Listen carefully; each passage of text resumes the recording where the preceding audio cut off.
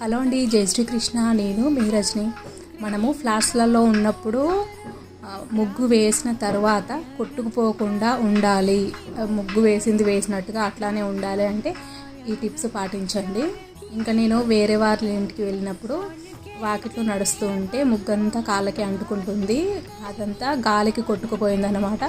అట్లా ఉండకూడదు. అంటే మనము మొత్తం వాకిలంతా తుడిచిన తర్వాత అదంతా ఆరిపోతుంది కాబట్టి ముగ్గు ఏ చోట అయితే వేస్తామో ఆ చోట ఒక్కసారి మళ్ళీ నీళ్ళల్లో ముంచిన క్లాత్తో ఒక్కసారి తుడిచేసి కొద్దిగా పదన ఉంచి మనం ముగ్గు అంతా వేసిన తర్వాత అట్లా అయితే కనుక మనకి ముగ్గు అస్సలు అటు ఇటు గాలికి చెదరదన్నమాట. మనం నడిచినా కూడా చాక్పీస్తో వేసిన ముగ్గు ఎట్లా అయితే ఉంటుందో వాకిలి అంత నీట్గా ఉంటుంది.